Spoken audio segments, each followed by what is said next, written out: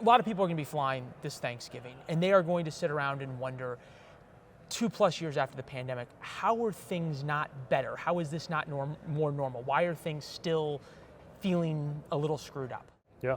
So basically what's happening is, in the peak of the pandemic, aviation slowed to a halt, to the point where it wasn't clear airlines would survive. We acted, we made sure that airlines stayed in business, and then demand came back faster than anybody thought was possible. That's good news. We're definitely happy about what that means economically, but the airlines have not been prepared to service those tickets that they're selling. This summer, that meant huge rates of cancellations and delays. I've pressed the airlines to take steps like step up their hiring, make sure their schedules are more realistic. They have, and I think that's one of the reasons why we're seeing better rates of service now than we saw over the summer. But we still have a system that is not fully able to absorb even a medium-sized shock to the system, like a big weather event or something else happening in a particular market. Fair point. How are the airlines, though, in terms of the ability to absorb the next crisis that is going to come? If anything we've learned about airlines is it's cyclical, right? It's boom and bust. Has there been anything put in place so that we don't have to bail them out again as taxpayers? Well, right now it's about making sure that the sector is healthy, both in terms of demand and supply. Demand's there. Yep. It's off the charts, in fact. The supply isn't. And so it's part of why I'm here right now, engaging with people who are going to be the next generation of mechanics. Having enough mechanics, having enough flight crews. On our side, in the public sector, having enough air traffic controllers. That's really what's going to decide whether the sector is flexible enough and strong enough to thrive with the ups and downs that could come from year to year, from decade to decade. Let's talk a little bit about the next crisis that's coming, which is potentially a rail strike 3 weeks before Christmas. We've just about gotten the supply chain back to normal. A lot of your efforts are to thank for that. You talked earlier about how important unions are in the world and in the American economy. Will the administration support the rail workers if they strike? Well, look, our goal right now is to make sure that doesn't happen. And we're urging the parties to get to the table and to do whatever it takes to prevent a shutdown. A shutdown is a scenario that is not acceptable. We got through the worst of the days in terms of the shipping backlogs. We've made headway on trucking. But if we don't have a healthy, functioning, strong rail system, can the American economy deal with it if it happens? It would not be good. To put it mildly. Catastrophic.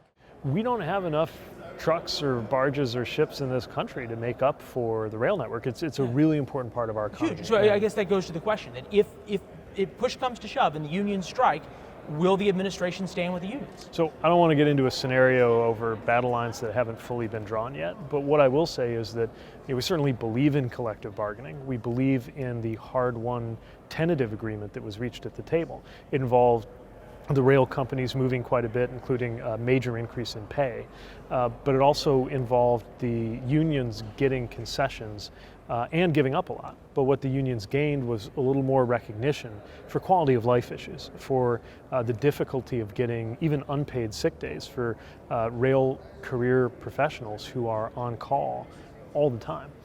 The tentative agreement was one that everybody moved in order to get done, the railroad companies and the unions.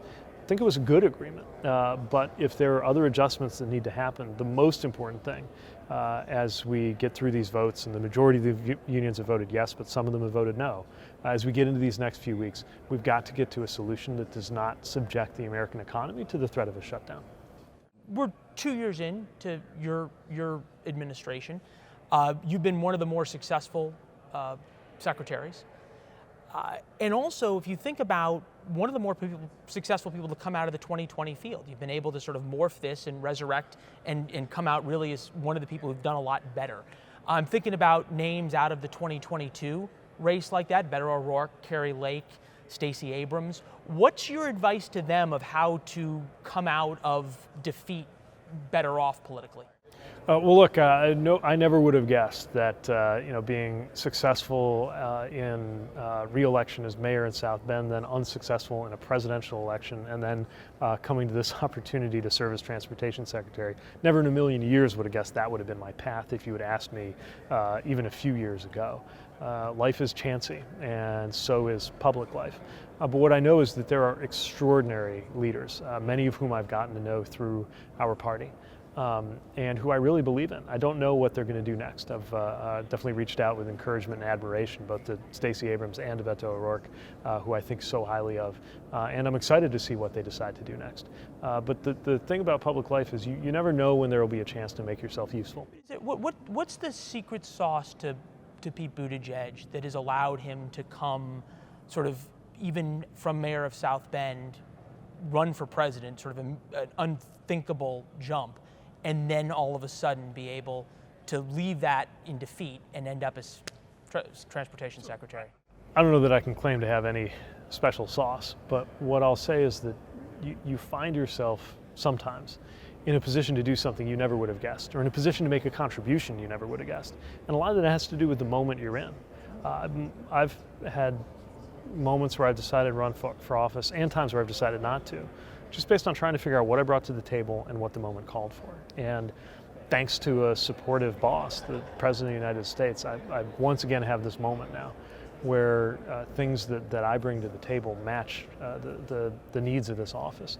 And it's the honor of a lifetime to be out here at this moment where we're building infrastructure like we haven't done in a half century.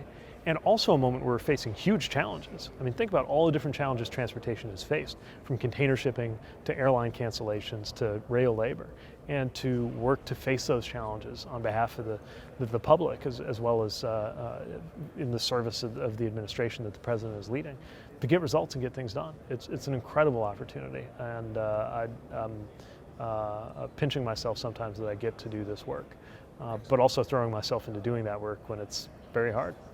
Fair enough. Thank you, sir. Thanks for watching. Go to newsnationnow.com to find NewsNation on your television provider. And don't forget to subscribe. Click the red button to get more of NewsNation's fact-driven, unbiased coverage.